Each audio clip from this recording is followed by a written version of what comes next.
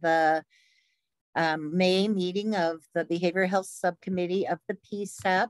I am, can you see my screen? Yes, I can. Yay. All right. So this is just a little go round about Zoom. If you're not familiar, if you look on the bottom, on the left, there's a bar that goes across the bottom. You can mute yourself. We may mute you if you forget to turn your mute off, because background information is, and background noise can be disturbing. So try not to have it on when you're not speaking. You can turn your video on and off. You can activate the raised hand. Oh, actually, we need to change the slide. I'm sorry. Under reactions, you can hit reactions, and that will allow you to raise your hand if you have a question. You can also talk to us in the chat box, which you see right there in the chat. If you want to rename yourself, so if you came in and it's just showing your number, or it's not the name you want to be known by in this meeting, you can hover over your name in the participants list, which you bring up at the bottom bar, and you can, and it will bring up the option to rename yourself.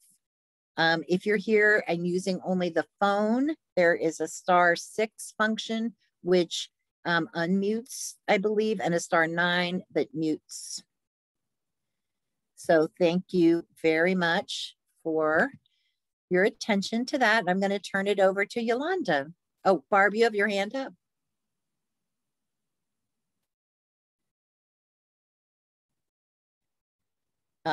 Okay, it's gone. So Yolanda, your turn. Welcome, everyone. Thanks for spending part of your evening with us. So I'm just going to do introductions. My name's Yolanda Salguero, and I work with Amy and Barb on this subcommittee. And our check-in question, I believe Barb came up with that. So we're going to go around and do name, if you want to share your pronouns, any organization or nonprofit that you're affiliated with. And then the check-in question is, what is your favorite amusement park or carnival ride and why? And I'm gonna pick on Jared to go first. Thanks. Jared Hager, he, him. I'm with the Department of Justice here in my role as a monitor of the settlement agreement between the United States and the city of Portland. My favorite ride is anything that doesn't go upside down, but goes fast. So at Oaks Park, there is a rock and roll screamer that goes pretty quick and plays cool music, but doesn't go upside down. My spouse loves to go upside down, but I will refuse to do that. Soft stomach. Thanks. And if I'm passing it, Yolanda, I will choose Barb.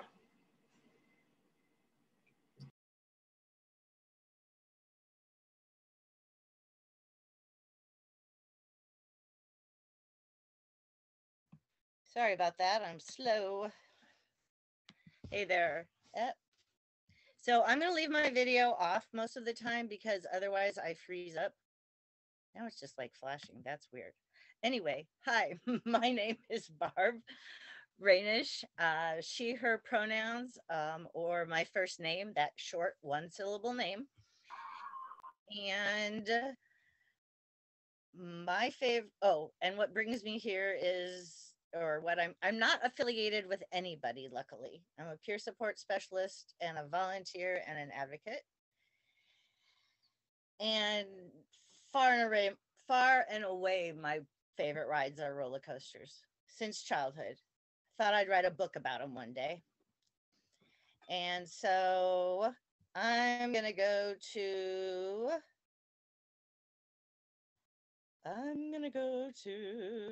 Chase.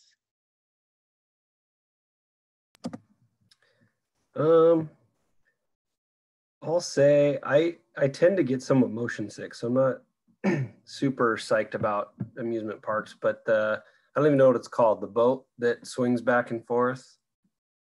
It's just tame enough that I don't get sick, but it's still, you feel adventurous slightly.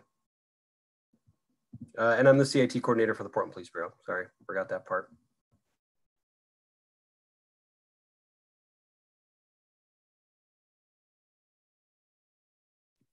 Chase, do you want to pick someone to go next? Sure. Richard, you're up. I'm Richard Bailey. I'm a patrol officer with Portland Police, and I like any amusement ride that doesn't go upside down very fast because I'm terrified of all of that. My wife tries to pressure me into all those things, and I like stuff to go slow. And I'll pick Kristen next. Hi, I'm Kristen Schmidt. I work patrol at North Precinct, Portland Police, obviously. And my favorite ride is the Cars ride at California Adventure because it's fun and the landscaping is incredible.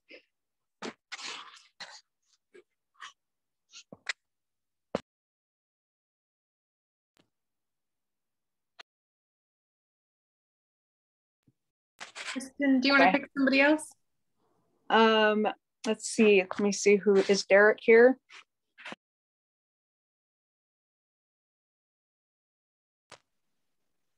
Yes, I'm here. Thank you so very much for having me. My name is Derek Carmen. My favorite ride is Guardians of the Galaxy at Disneyland's California Adventure. We're Disney freaks. I grew up down there, so I love going to that place. Usually it was once a year before the pandemic. I've had many jobs in the Portland Police Bureau. I also worked at Tiger Police for a couple of years, and my most current assignment just of last week is the Bureau Armorer. And I guess I pick Amy. Did you go? Well, thank you. Yeah, my name is. I'm working.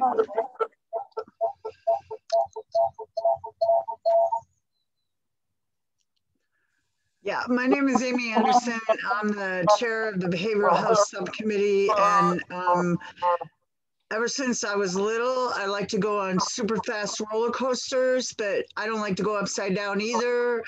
And so that's where it lands. But the last roller coaster ride I was on, it went so fast. It was called the Silver Bullet, and it was all encased. You were enclosed in a capsule, and you went really fast and really high. So that's what I remember. And so I'm going to pass it on to Richard Larson. Richard Larson. I'm just here because I saw this posted on the Facebook account for the Westland Police Reform Committee, and I'm interested in the topic. We need police reform in Westland. We've got some real problems here. Thank you.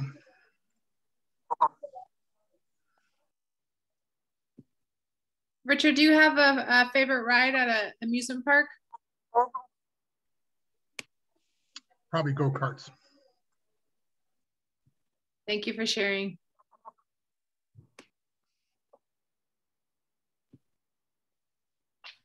Nathan, do you want to go next? Sure, I can go. My name is Nathan Castle, he, him, new member on the Training Advisory Council with PPB. And yeah, I'm just here as a community member, hoping to observe, and really looking forward to hearing the panel.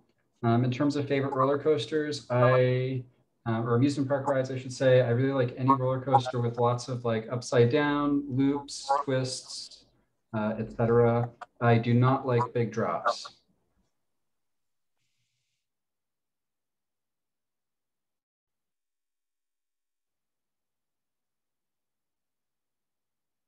Thanks for sharing.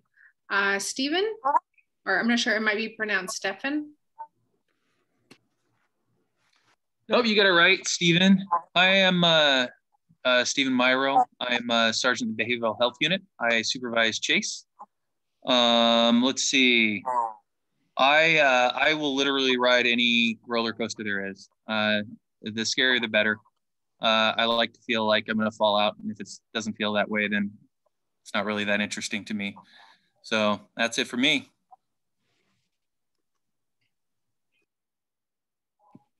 Thank you. Jan, have you went?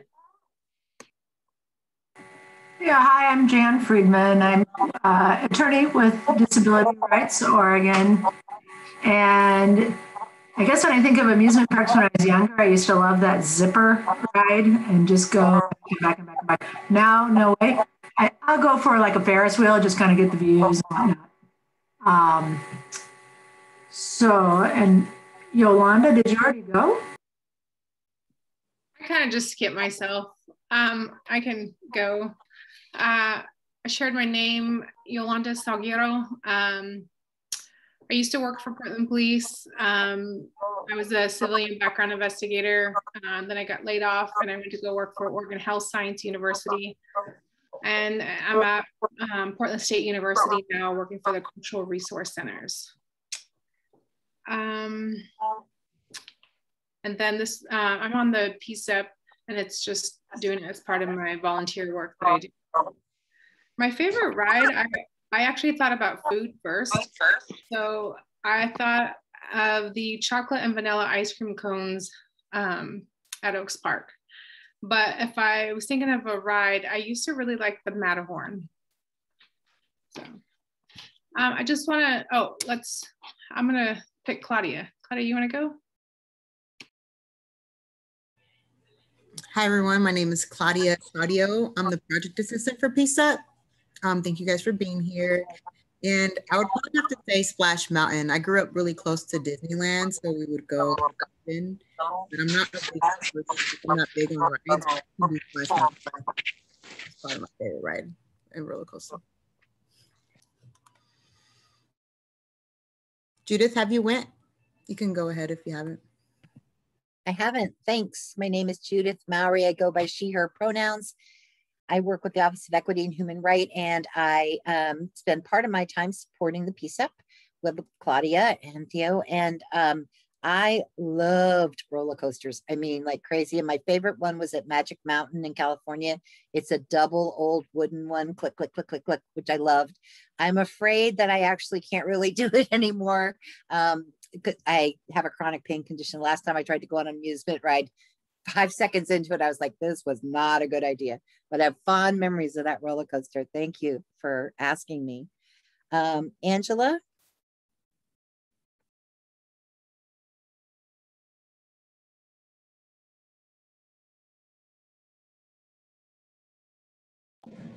I'm sorry, I joined late. Are you talking to me? Hi, Angela. We're just introducing ourselves and saying if we're with a group, if we are, and otherwise saying what is our favorite amusement park ride. Okay. My name is Angela, and I'm a tribal member from Warm Springs and Klamath Falls, but I was raised here in Portland. My favorite carnival, that's a hard one, amusement park ride, honestly. I guess one of the rides at Oaks Park, maybe like the octopus. And I don't have any like group affiliation other than my tribal affiliation. So glad you're here. Thank you. Can you see the screen? Do you want to choose? So I think who hasn't gone yet? I think has Nathan gone?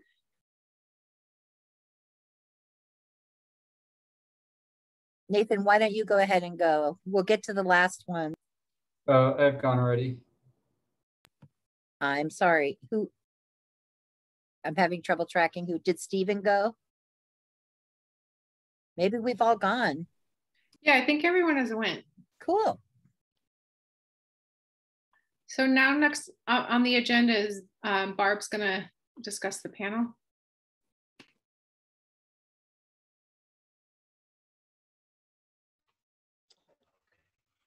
Okay, we should have the tech set up right now. Can everyone hear me? So we're gonna have we had a discussion and decided we want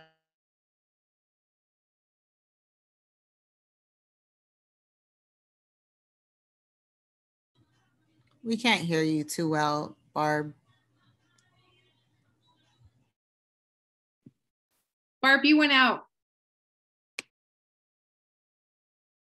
questions and I can read the questions, but really I think they can take turns deciding who wants to talk. And if Chase, do you want to do any kind of introduction?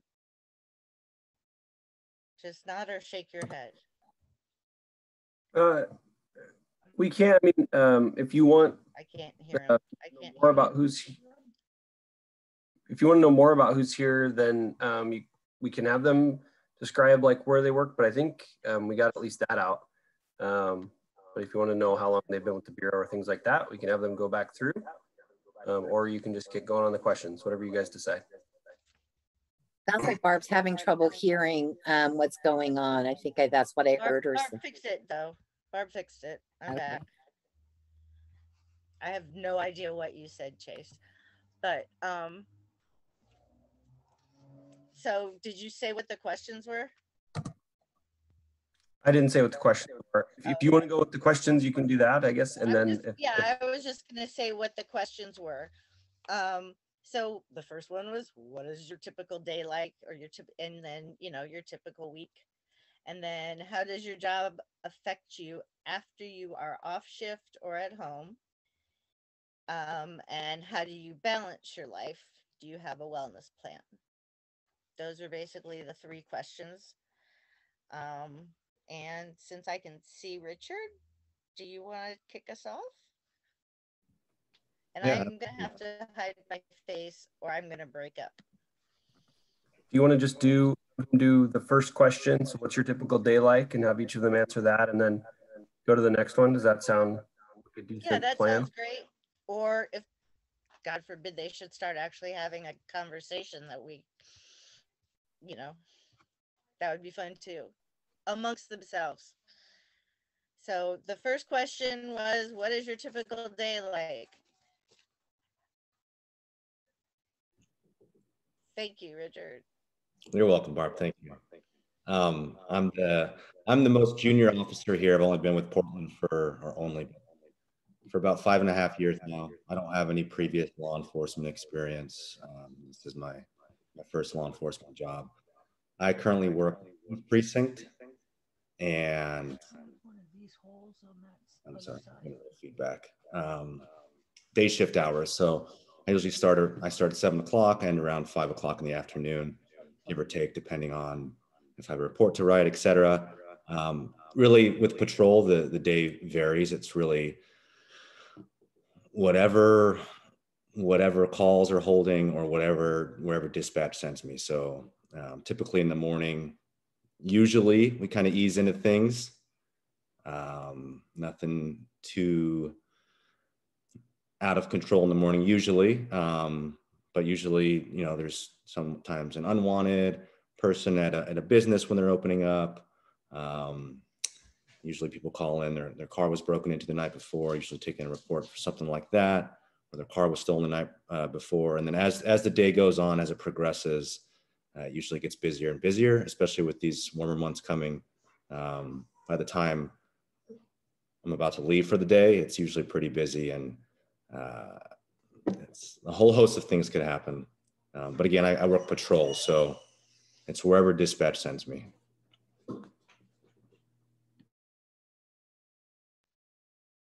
Thank you. Kristen? Hi there. Can you hear me okay? Yeah. And when you're done, will you call the other cop? Because I'm not sure who it is. Yeah, I will. Thank you. So I've been with the Police Bureau for 22 years, coming up here in a couple months. And I also work patrol. I work out of North Precinct. I just transferred from day shift to B shift, which is noon to 10. However, I've only worked a couple of shifts on B shift, so I'll probably just focus on day shift since that's what's most familiar right now. Like Richard already said, it just kind of varies depending on the day.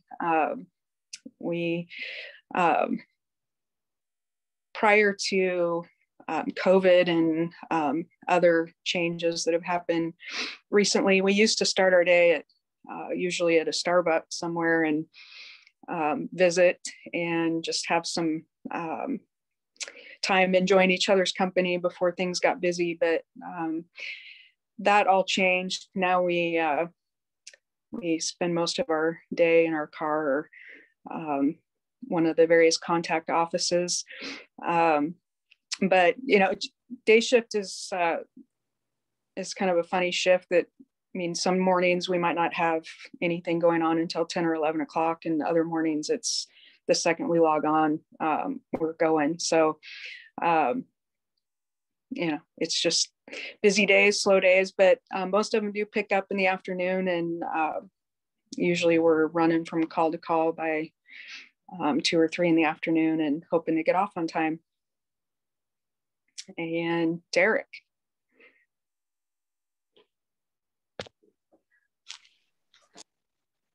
So I would say in the last 10 months, I haven't had a typical day. My job has changed 4 different times within that last 10 months. I was part of the gun task force, which was assigned to the gun violence reduction team. As many of you probably are aware of, that team was disbanded. Once that was disbanded, I went to the PIO's office. I did 8 months there. And because we're so short in the Bureau, I was transferred from there along with another officer back to patrol. And I was working day shift at North Precinct. You all have heard from Richard and Kristen what day shift is like, so I won't go into that. And just recently, I went to the training division as an armorer. So when I was with the gang enforcement team, the gun violence reduction team, my typical day would be focusing on the cases that were assigned to me, felon in possession cases and other shooting cases, Measure 11 crimes. And my day would consist of me sitting at a computer, doing follow-up, or running out and checking addresses, doing follow-up out in the street, making contacts with people, other informants. And in the evening, it would often transition into doing surveillance on someone who we were going to do a warrant for later on. So very long days, long hours. Oftentimes we'd come in early to do warrants. And that was my time, 10 years in the gang enforcement team, gun task force, and gun violence reduction team. In the PIO's office, all of you know it's been a hectic year, especially with policing. So my typical day there was fielding numerous questions. They just ran the gamut, working with the mayor's office and their media relations team, just constantly working on messaging, and late nights again, working on messaging when it came to all the protests that we saw in the city. And then I did my stint in day shift for 2 months, and now I'm assigned to the armory, which I'm so new. I've yet to learn all of the aspects of the job, but what I do know that entails purchasing guns, purchasing ammo, handing out guns, taking in guns from officers who have resigned or who have retired. We are making sure all the ranges work. We are just making sure the maintenance is done on those. And also I'm an instructor in 3 different disciplines within the training division. So if I'm not going to be doing that, I'm going to be helping with our firearms program, our patrol procedures program, and our control tactics program.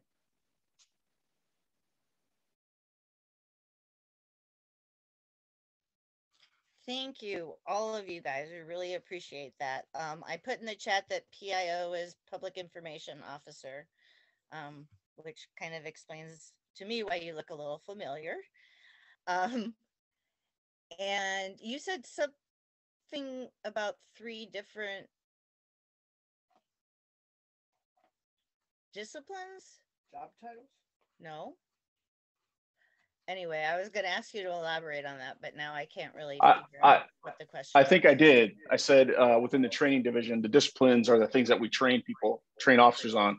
So how to shoot, how to control people with your hands, how to drive, and then you bring all those things together in patrol procedures in which you're running scenarios, and everyone's trying to, all the officers are trying to how to figure out how to implement all of those things into a given scenario. So I teach control tactics and firearms and our patrol procedures. Thank you very much. And of course, I'm not doing a good job of muting myself, so.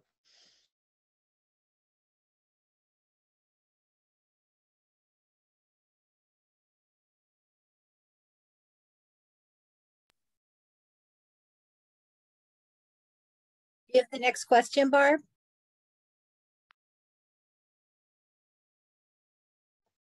So, I don't know. Kristen, do you want to start? Can you repeat the question, Barb? Yes, but I will send it to you. The question was, how does your job affect you after you are off your shift at home?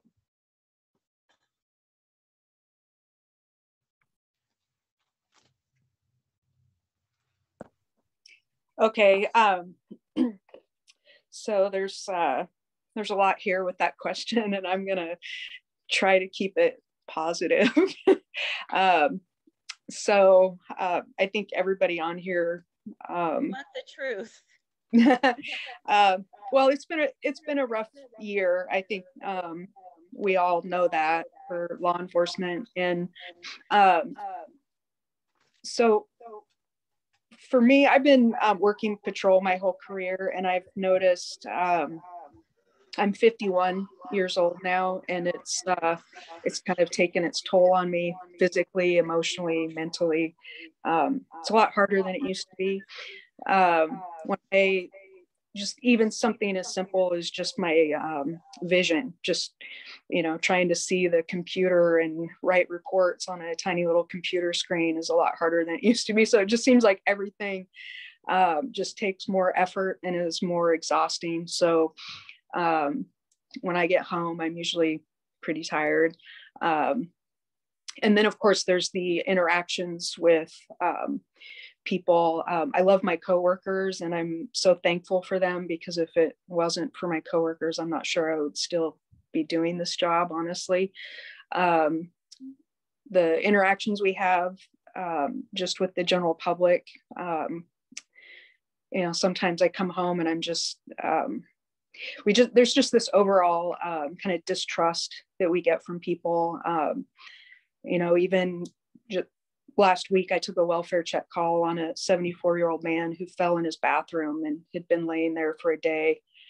And the neighbor came out from her house afterwards and wouldn't talk to my partner and I, and just this, we just get treated like our motives are just bad all the time, it seems like. And I know that's not true. Not every interaction we have is negative like that, but those types of interactions really kind of start to wear on you after a while. And then of course, coming home and having neighbors that don't really trust you anymore, and friends that don't reach out anymore. It's kind of just overall,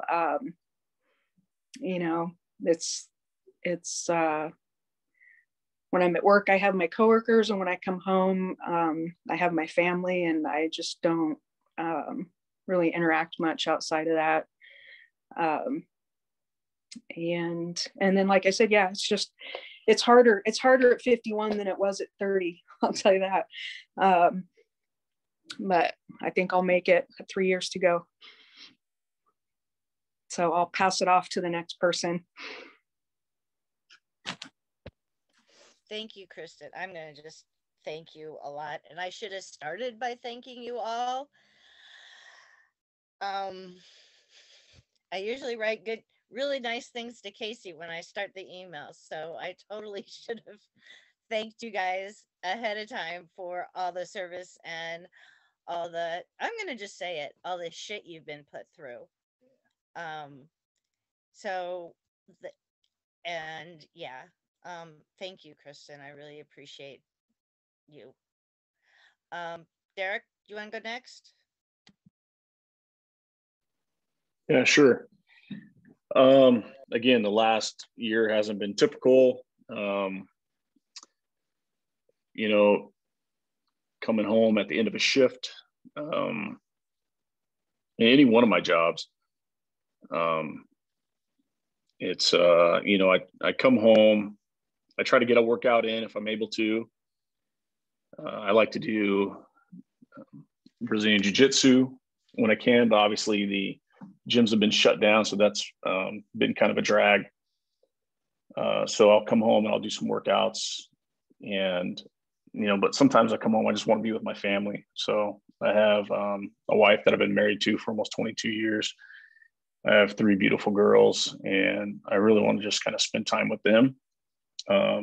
But sometimes my time that I want to spend with them means sitting on the couch watching television and maybe having a pour or two of whiskey and just kind of relaxing. My wife is concerned, obviously, that maybe I'm using that to decompress or cope, but I argue with her. Maybe it's I'm in denial about that. I don't know. I just like the taste of it. But also, I don't get to call some of the people that I used to call. I don't get to talk to some of the people I used to talk to. I'm half Black, so I have some family members that used to be proud of the work that I do, and now they don't talk to me, which is difficult. It's not cool. And like Kristen said, some friends, but those friends come and go, you know, but family's supposed to stick around forever. They're always supposed to be a family. And that's been one difficult thing, I would say, that's occurred for me over the last year. But my typical day when I get home is trying to work out, spend time with the family, maybe take this dumb dog for a walk that my wife bought, and I don't know, just relax, I guess. Just relax at the end of the day.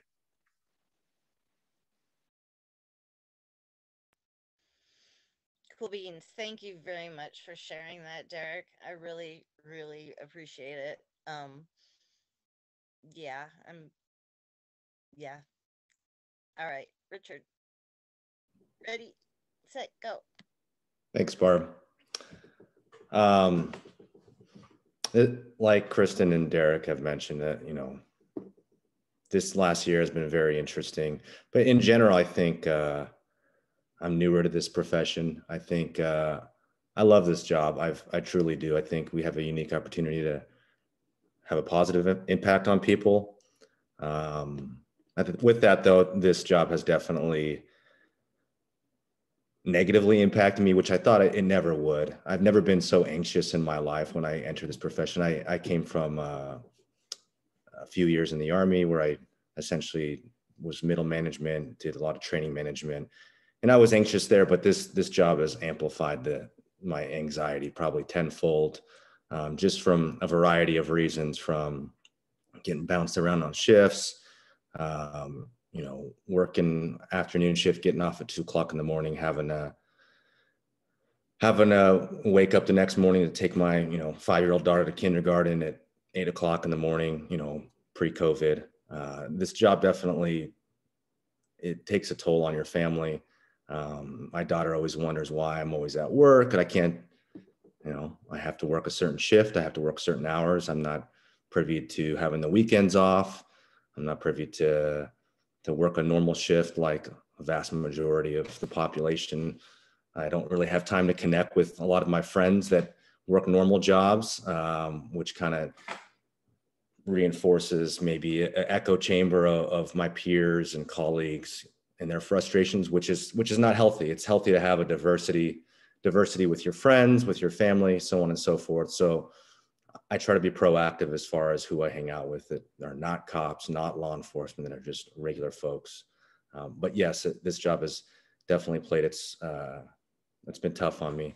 I remember when the George Floyd incident happened last summer, rightfully so, people were absolutely irate with what happened. I mean, I was awestruck. I couldn't believe what I witnessed.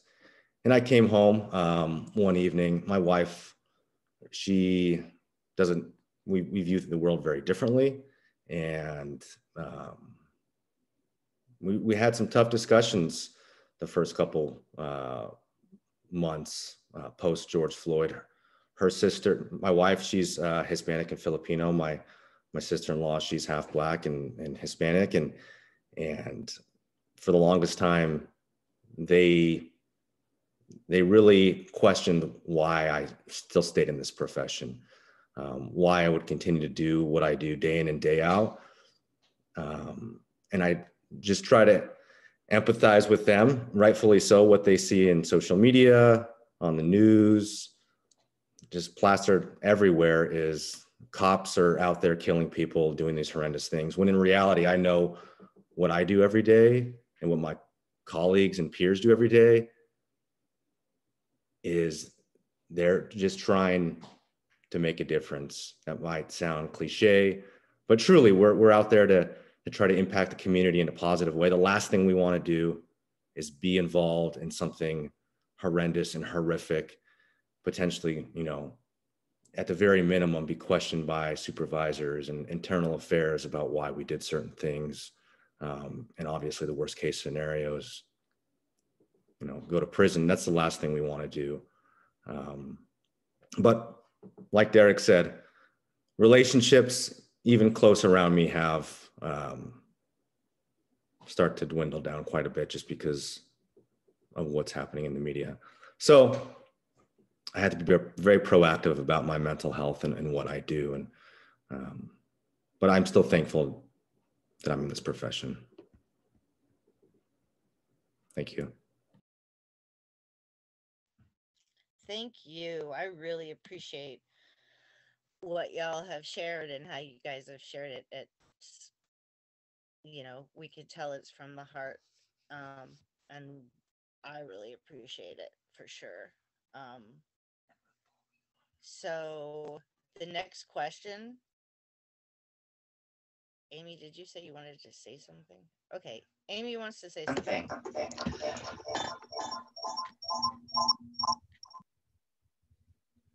You got it. It's just sustainable. Go ahead.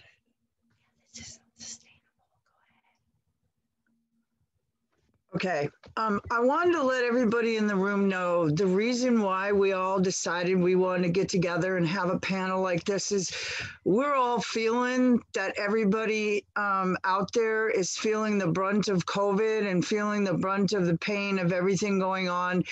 And a lot of times folks get on calls and we don't really get to hear, what's really going on. And so the public doesn't truly understand that what you're experiencing is not, it's not a positive thing all the time. It's not a negative thing all the time. But I wanted to bring real perspective to what your lives have been like as you serve our community. And I really, really, like Barb said, appreciate y'all coming. And I hope in the future, you might consider coming back and having more interactions with us because we, the public, really want to have relationships with everyone that have, trust involved, that have communication involved. And this is how we kind of decided would be a good platform was to offer folks time on Zoom to let really kind of start building relationships and trust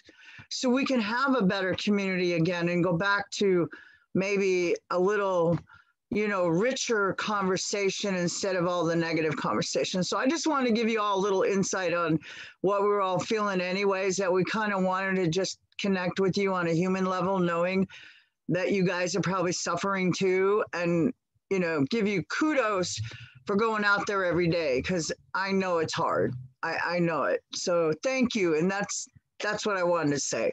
Give you a little intro on how we got to this particular scenario today. Yeah.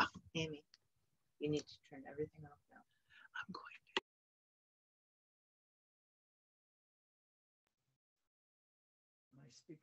Hi again. We might do this differently next time, but basically I'm peer support for Amy, and Amy is the chair of the committee, so this is how we're rolling. So the next question is, and it first of all, I think you guys have been really honest and bared your souls, not like entirely, obviously, but I so appreciate you guys not just saying, oh yeah, every day is a great day. So our next question really kind of follows what you guys have sort of already answered, some of you, but I've already put it into the chat and it's what we sent. So it says, how do you balance your life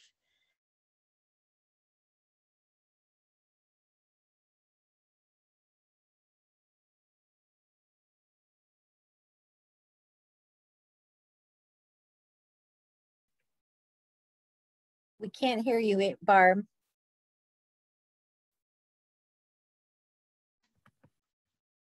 She typed the question. How do you balance your life? Do you have a wellness plan?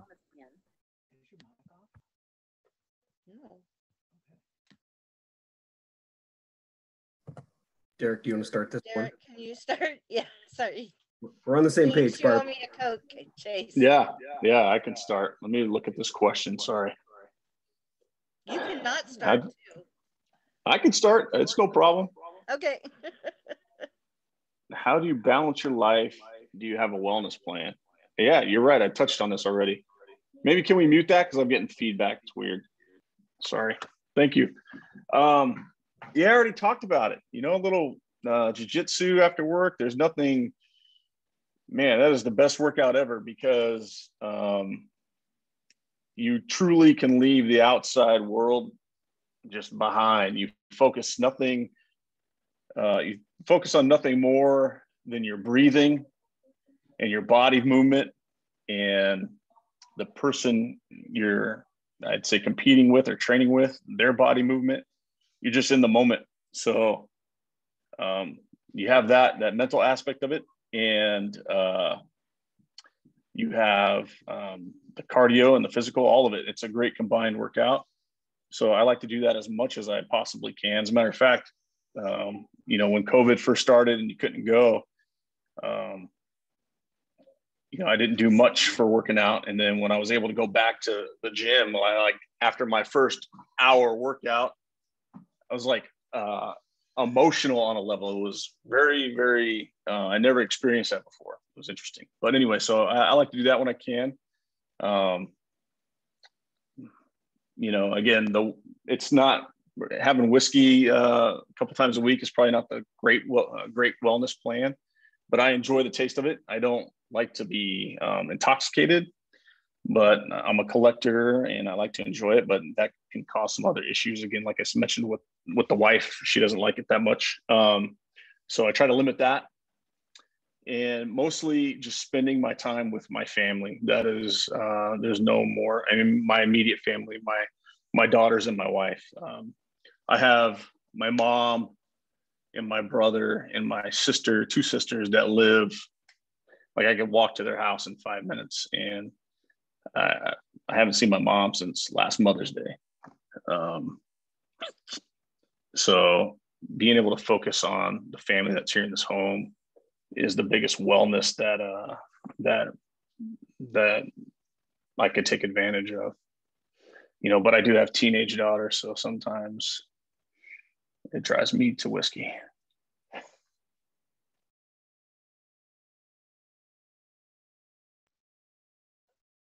I so get that, Derek.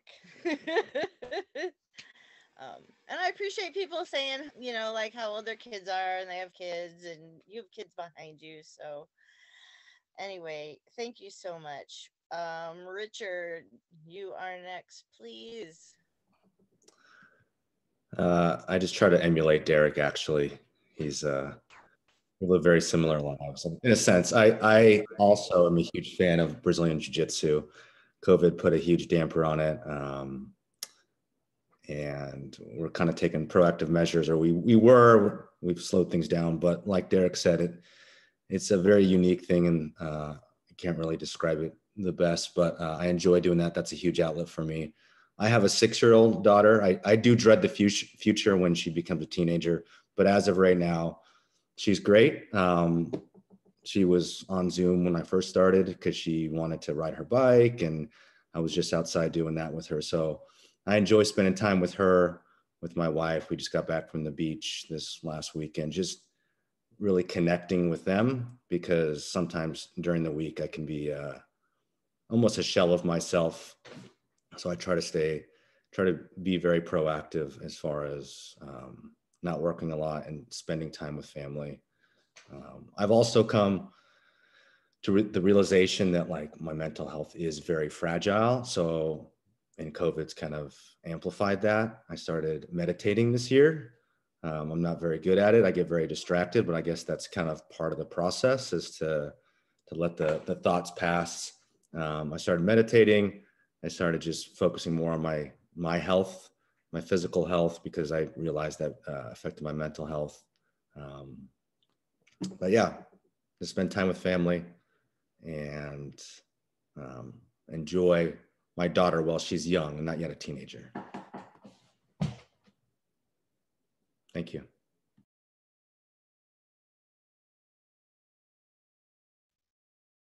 Thank you. I don't multitask well, and I was putting something in the chat.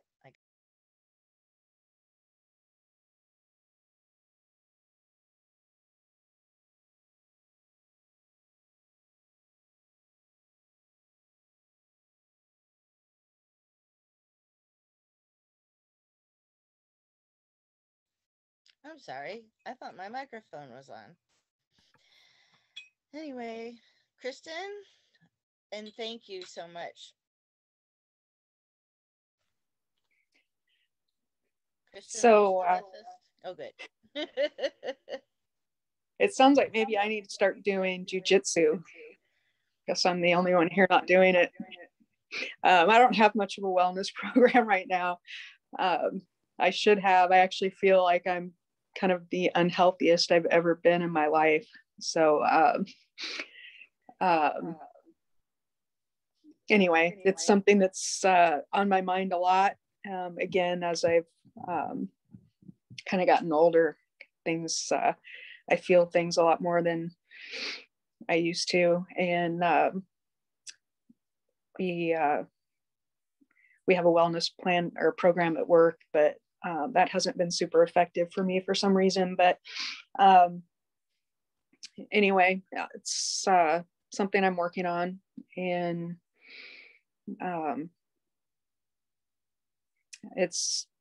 I have a little bit of the same secondary wellness plan as Derek, that sometimes the TV and a glass of wine seems to help bring balance. But I also recognize that that's not probably the healthiest thing to do, but I too enjoy the taste.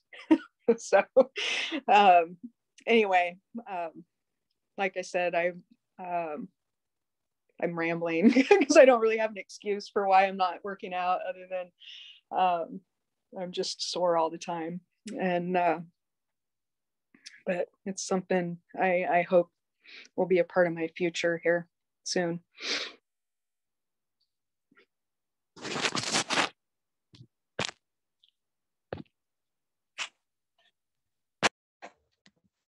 Thank you, Kristen. Thank you, all of you guys. Yolanda has something she wants to say. The last question pretty much was Yolanda's. So go ahead, Yolanda, and say what you have to say.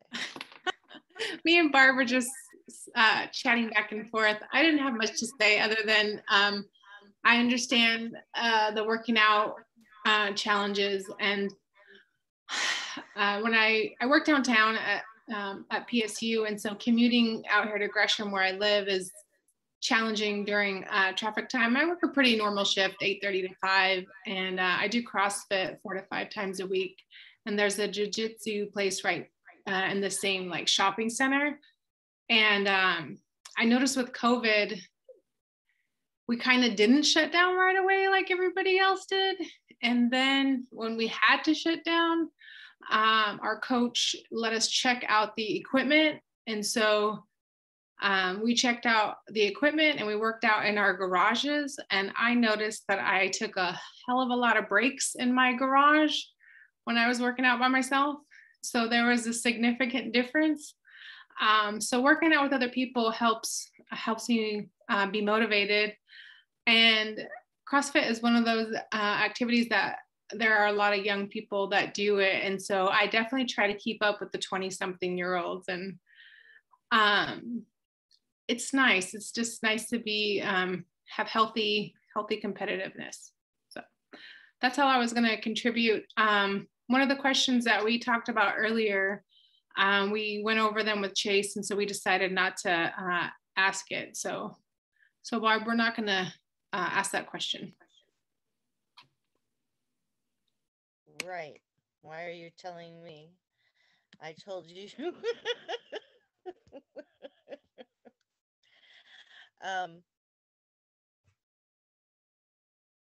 Anyway, sorry about that, you guys. I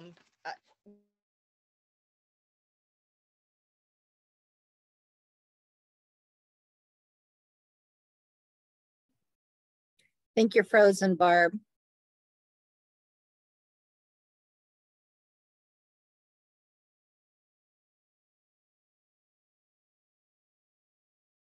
Know the whole mental health part, and we really hope that you guys, if you ever have time, will come back and just join us.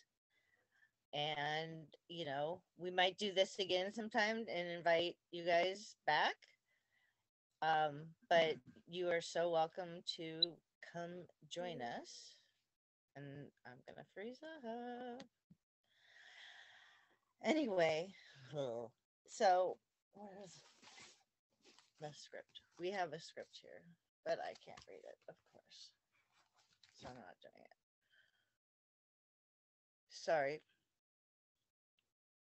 So anyway, we're gonna say goodnight and goodbye to you guys, and thank you for your time. We know you all have families, and I'm sure you'd rather spend time with them than us tonight. So thank you, thank you, thank you. And I hope to see you back. Hang on, I gotta make.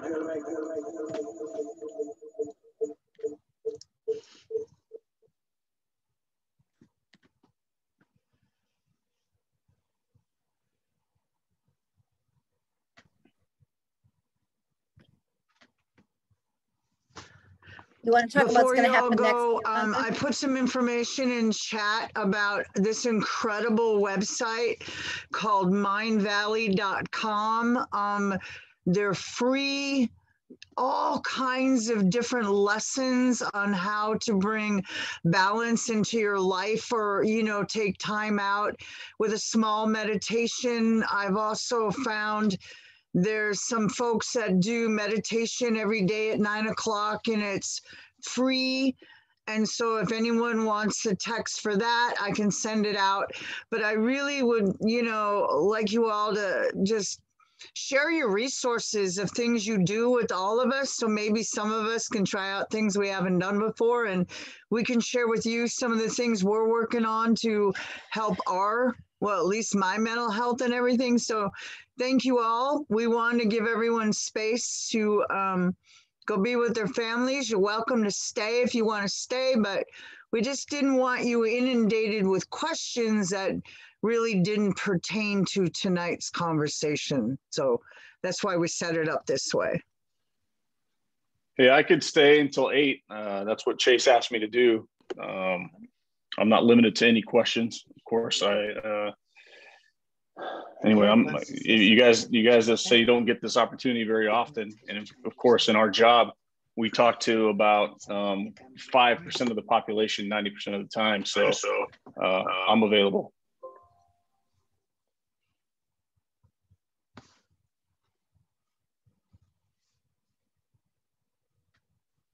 Thank you, Derek.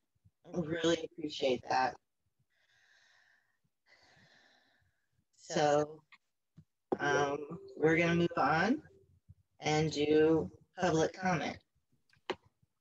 Yeah, we have an agenda. I know that some folks, I don't see anybody here tonight, but there has been a couple of folks in previous meetings that really wanted to see an agenda, and we're trying to kind of stay during the times that they could, and then, you know, do other meetings or other things. And so for our police officer panel, we just have until 7:35, which we're pretty much about that time.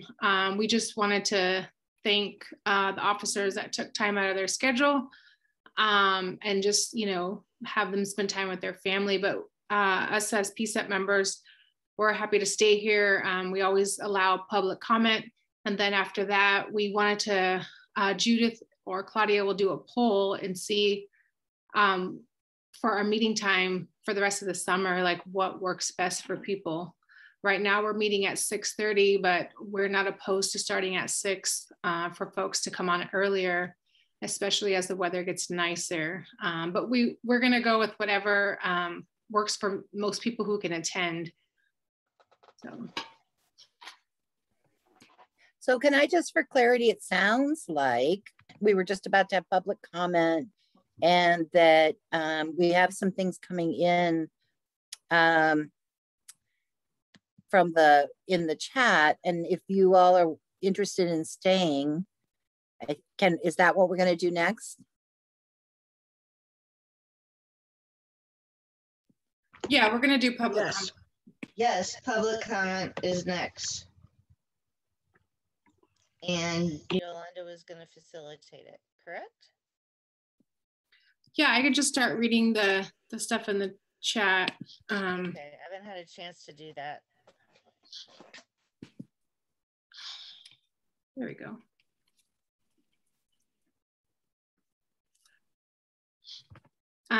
We had one question for Derek that's actually related. It says, when you were doing the gun violence reduction team, were there the bad guys getting their guns theft or purchased at stores or gun shows, or what? Yeah, I answered in the chat. It's without having any stats. I wasn't prepared for that kind of question, and I haven't been there in a while. So without having any stats in front of me, it's kind of hard to say exactly.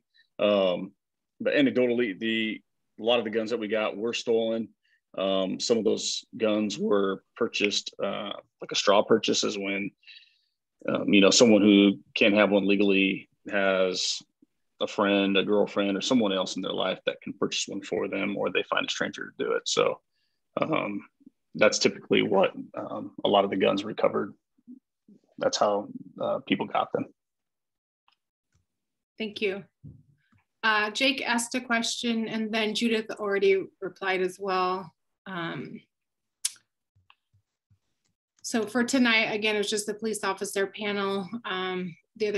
He asked, does this meeting discuss the behavioral health training of PPB and crisis response? We've definitely had a few separate meetings designated to those topics. So we've definitely covered them. They're just not in tonight's agenda. A few thank yous. Jan asked, what would you want to let the community know to gain their trust?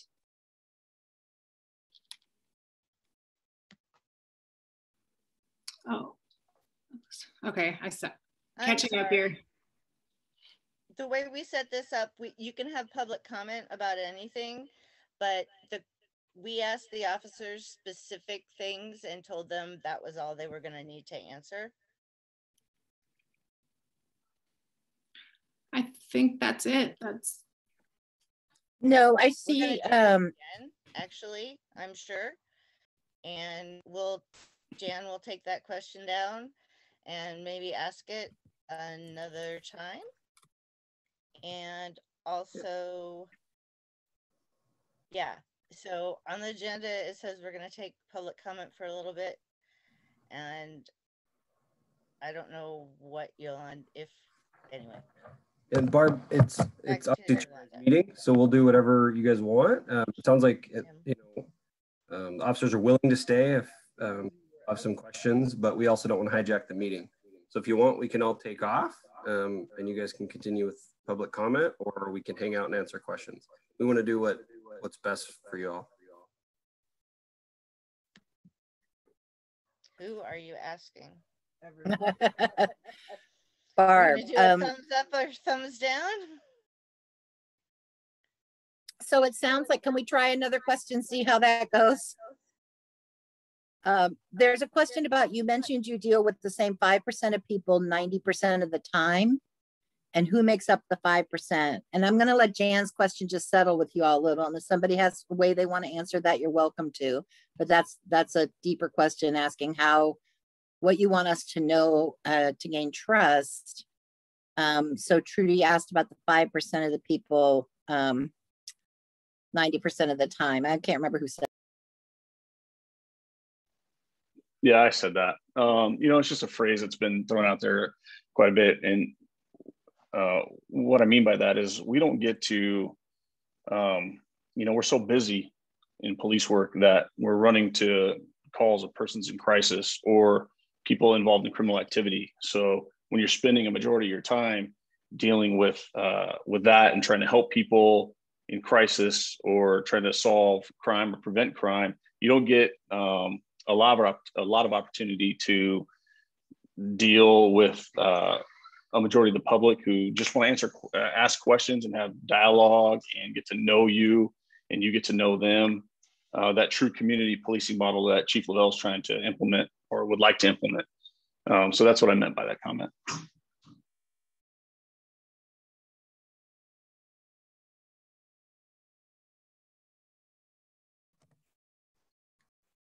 I forget who asked the question about when I can't find it in the chat. What do we want people to know to gain trust? Was that it? Sorry, I'm trying to find it. Am I right?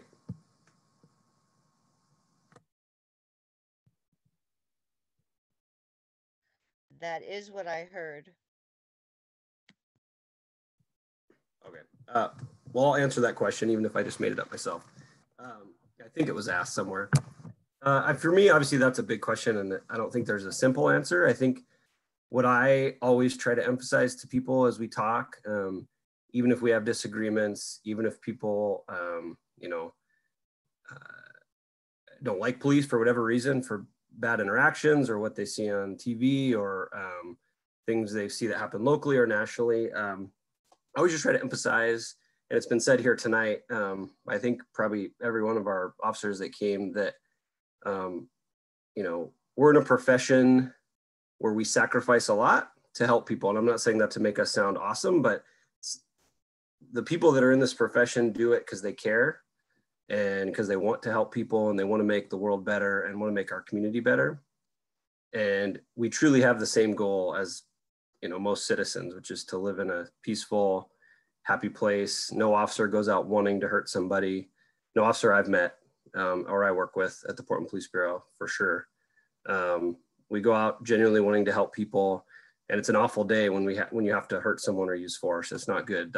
We train very hard. We train a lot, to as much as we can to avoid those circumstances. And there's times where that just has to happen, and it's not great for anybody. But I think the biggest thing is we truly have the same goal. And my hope is that we can, through things like this, which has been awesome. And I really thank you guys for letting us bring our officers here and getting to know them and treating them with such respect. And things like this, I think if we get to know each other, we can learn that we truly all want the same thing. And I think if we work together, we can start moving towards those goals instead of focusing on all the negatives and focusing on things that are happening elsewhere. If we get to know each other as human beings and as people, I think then we can see that, we're not evil. I don't work with any people that are evil, at least not that I know. Everyone has a good heart and is really there and cares. I like to answer that too. I could say what I like people to know as far as building trust is everybody's different. Each individual officer that you come across or that the community comes across is different. And you have to make each one of those interactions its own its own thing. But if you lump us in with other officers who have done negative things, it wouldn't be fair. Just as well as we can't categorize certain citizens based on our experience of what they might be involved in. It just wouldn't be fair. So we have to make each encounter a new experience and really get to know each other.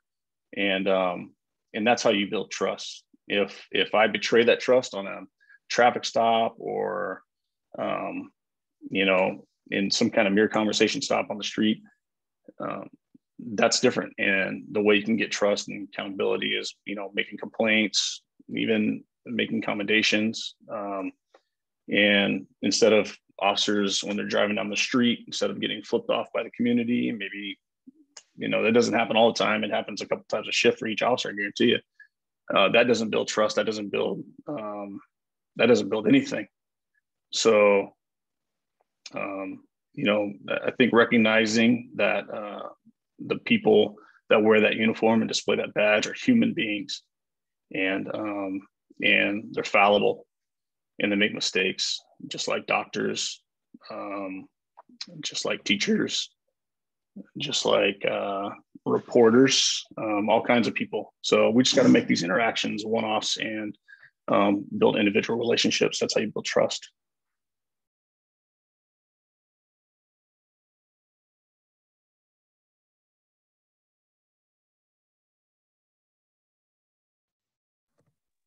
And it's particularly hard for me to build trust because I have this resting blank face. And so I got this furrowed brow and I'm unapproachable, which sometimes is good. And if I can just go from the chat, Jake, I see you asking about officers not living in Portland, but developing community-based policing while not living in your community. How I always think about that is, we talked a lot about mental health and wellness here. And some of the officers have talked about experiences we have in the city and neighbors not liking them, and families not feeling safe in the city. And so on some level, to get out of the city even a little bit kind of allows you to detach from work and not be a cop 24/7 and just get to be a human.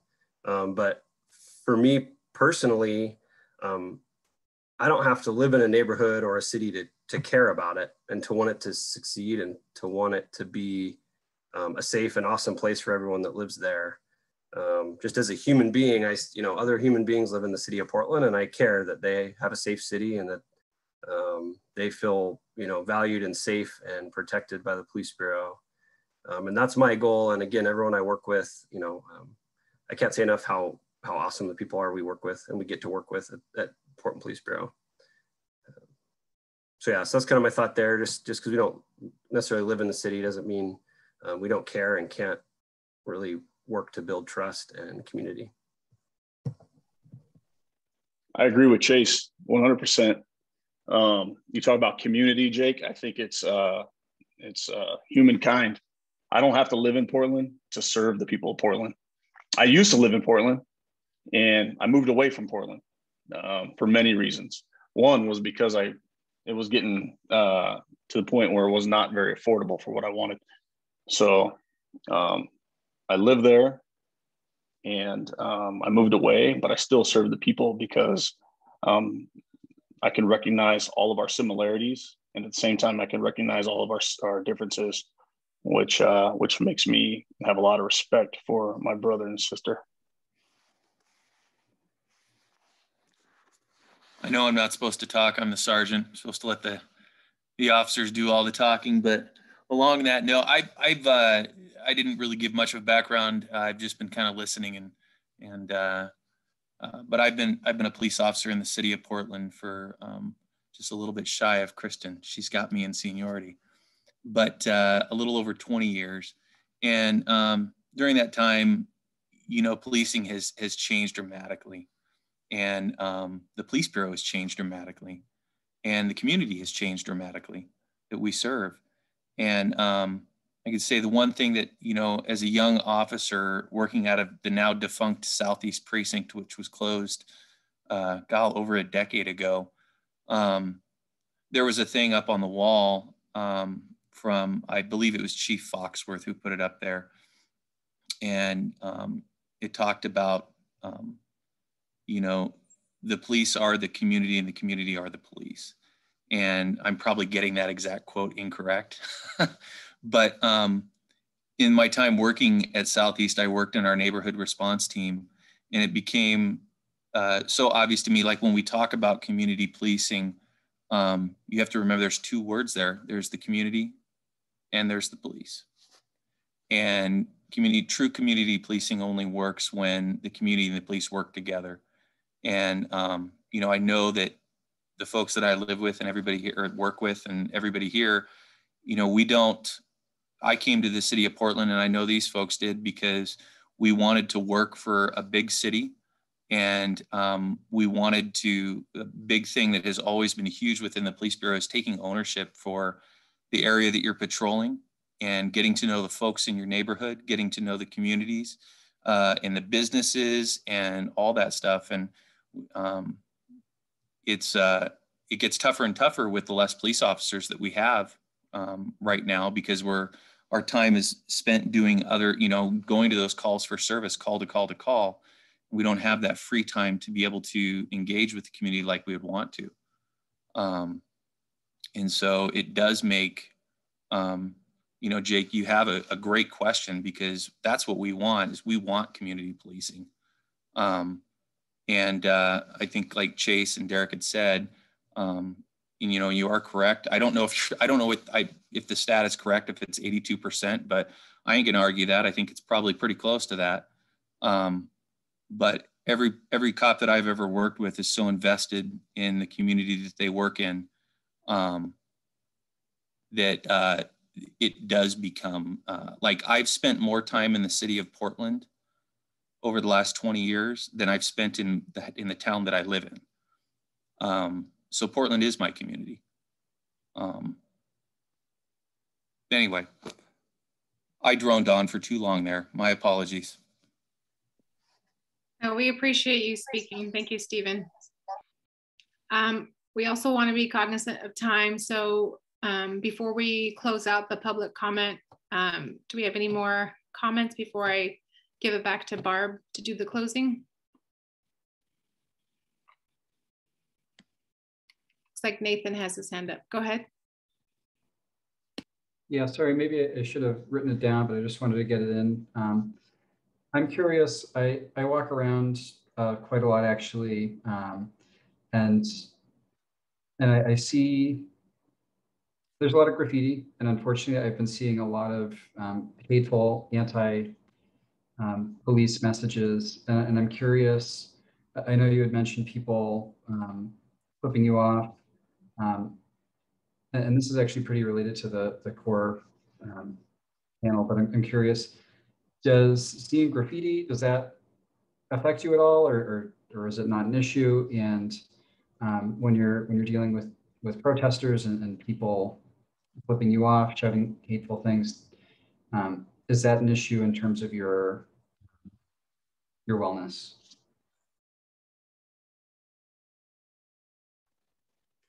I'll jump on that again. Yeah, graffiti is terrible. It's terrible. It makes the city of Portland look awful. It's increased. They can't even keep up with it. I was hearing the director say not too long ago, and specifically when you have to walk in front of the precinct and they write "kill cops" on the walls of your precinct or on the poles nearby. Kill cops. You know, I don't think there's probably very many people in this group that when they leave their home or their business, their place of employment, they look really quickly side to side because that threat is real, or at least, you know, there's a strong perception that it's real based on the graffiti that you see. And you replace that word "cops" with anything else, anybody would be like,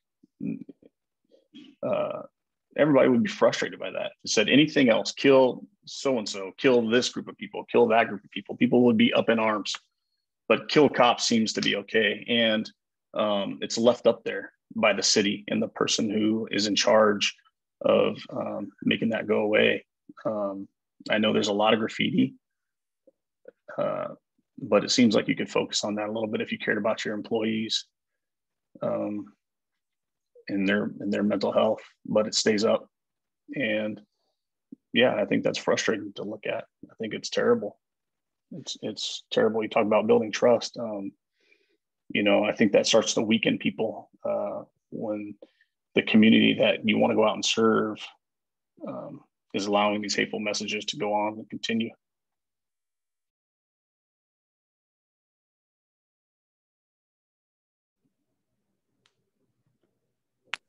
I agree with what has been said thus far. I'd rather see someone wave me over and have a tough discussion with me than throw up the middle finger. I mean, how many folks in here, if someone flipped you off, you want to sit down and have a 20-minute conversation about tough topics? I'm more than willing to sit down, and I love this forum. We're asking tough questions. It's important to have these discussions, but I think it takes both sides to have empathy and listening, because we're not perfect. We have a lot of mistakes. We still make mistakes every day as an organization, as individual officers, trying to improve. We have a long way to go. But again, like what Derek said, writing kill cops, flipping us off is not going to open up a forum for discussion. When I bring my daughter, who's 6 years old, into Portland to pick up whatever, she always asks me, Daddy, why is there so much graffiti here? And I have to try to frame it for a 6-year-old, why things are the way they are. Do we have a discussion about that it says kill cops? No, but I mean, one day I might have to have that tough discussion with her when she's able to read those things, and why are people writing such hateful messages versus, being willing to sit down, have a tough conversation. Anyways, I'm rambling. Those are just some of my thoughts. We appreciate you sharing. Thank you. Barb had her hand up. She also had a question, so I'm going to give her the time to talk.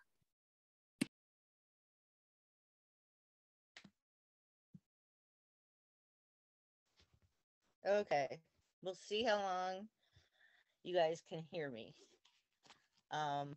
I so appreciate you guys doing this, and wanting to do this again makes it really, really cool. I wrote notes, but I wrote them in green. Hey, turn on the light. That would help me. Anyway. So that's really different. Okay. Sorry about that, guys. So I feel unorganized, but I'm not unorganized. My comment is from my heart and from everything that I've seen around. I've more good cops than bad cops. Totally, for sure. And I so appreciate you guys' willingness to do this and come back. If you're willing to come back and do it again, that would be even better. I just want to thank you guys so much. However, being that this is the Behavioral Health Subcommittee, I do want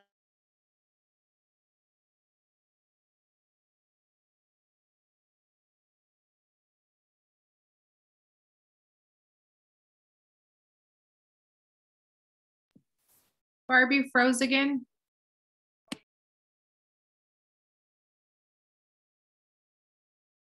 they make mistakes. Even the people with mental health issues or in crisis. And so I just want to point that out because of where we are.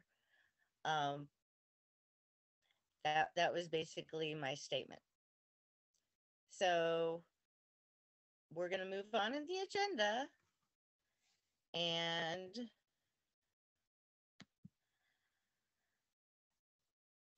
we wanted to figure out if there were any action items and an agenda for next month. And you know what? I think we should ask this question sooner so people can put things in the chat next time. But here we are.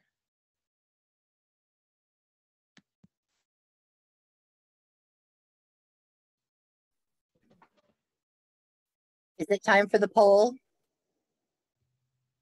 No, it's not time for the poll.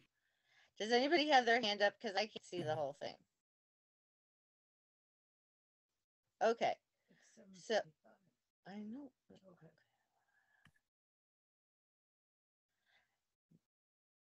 So we are wondering about moving the meeting time from now, which is 6:30 to 8, to 6 to 7:30. So basically starting it a half an hour earlier. And we wanted to take a poll of, you know, what would be the most accommodating to you all, because you all, you know, you all are part of the group. So I don't know how to set up the poll, Judith, in terms. So Claudia and I figured out we can't actually set the poll up once the meeting started. So what I thought might make sense is just to ask if anyone has any objections to starting at 6. Does that sound like a way to go? Amy? What about Amy? I was just asking what she thought about that as the committee chair, but fine. So does anyone have any concerns about starting the meeting earlier? If you do, just put it in the box for us in the chat. Thank you.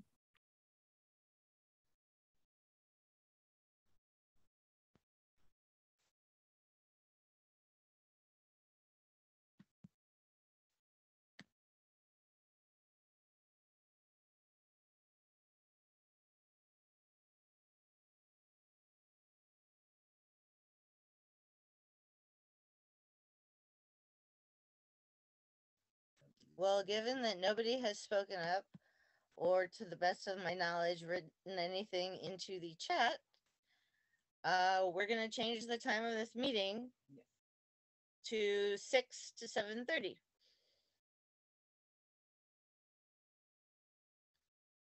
And with that, I don't know if anybody put agenda item suggestions into the chat, but if you have any and you want to speak up, now would be the time.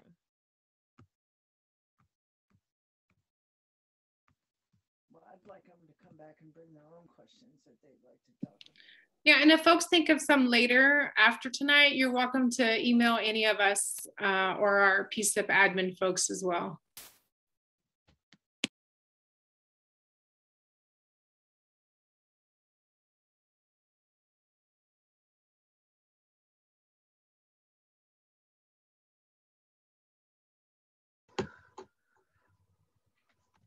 I wanted to bring forward a thought, and that is to invite you all back next month, and you bring your own questions that you think would be good for us to learn about or know. They don't all have to be the same. I kind of want to make it something that everyone here feels passionate about. So what do you guys think of that? Did that make any sense? It's not clear who you're talking to. The whole group. All the officers that came tonight, Chase, everyone, because I really want to have a more robust conversation moving forward so we can work towards building more trust. It's kind of where I'm trying to get to. And we have Zoom. So. Amy, how about I'll be in touch with you guys. I'll see what I can do. I know a lot of the Derek and Richard and Chris were up super early this morning and are staying up late to help out. So I'll see if we can balance it, but we'll talk and see if we can come up with it. Super. Okay. Well, I'm going to call this meeting adjourned. I'm going to ask if Chase doesn't mind to stick around for a couple minutes, and Yolanda and Judith and Amy and myself. Sure, I can stay. So we look forward to seeing everybody next time. Thank you, thank you, thank you. We finished right Thank you on for time. having me. It's 8 o'clock. Thanks, everyone. Thank you, everyone. Thanks, everybody. Bye.